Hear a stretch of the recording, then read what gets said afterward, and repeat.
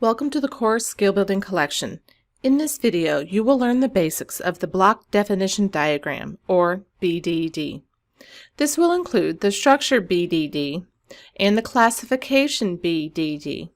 In SysML, blocks are generic units, systems, components, items, conceptual entities, and logical abstractions. BDDs are used to define blocks in terms of their structure, their classification, and their behavior. BDDs are available for elements in the component class, as well as any other subclasses of implementation unit. When put into practice and mapped to our strata methodology, blocks are used to represent implementation units, hardware, software, and people.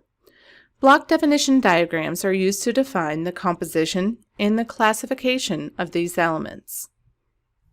Given this split usage, Core implements two distinct flavors of the BDD. The structure block definition diagram represents the composition structure, or the structure of an implementation unit. This is similar to a traditional hierarchy, with select semantic and representational differences. The classification BDD represents the inheritance tree. This is the systems variant of the UML class diagram. Multiple node representations are supported by block diagrams, which allow you to customize the information presented with the block. To change the node representation, just select the desired node. Then select the desired icon template from the drop-down menu above the diagram. To communicate the full technical depth of the block structure, block diagrams classically include far more content per node than other diagrams. Make liberal use of the ability to specify different icon templates for each node, using more complete templates where operations, values, ports are desired, and lesser templates where they are not. Not only does this tighten the diagram, it helps focus attention on the critical aspects you are seeking to emphasize. The BDD uses a structured layout with specific movement rules for each node. However, multiple vertical and horizontal layouts are available, so you can select the one that best fits your specific style and specific dataset. By default, Core uses orthogonal lines.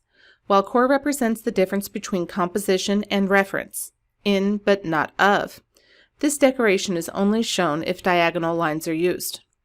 We can switch to diagonal lines using the diagram options. Click the icon on the toolbar, then remove the checkmark next to Use Orthogonal Lines and click OK. This action made the change just for this diagram.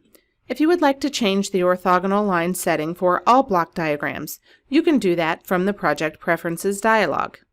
Here you see that one of the diamonds is filled and the others are not. A hollow diamond is used when the whole multiplicity on the relationship is set to 1.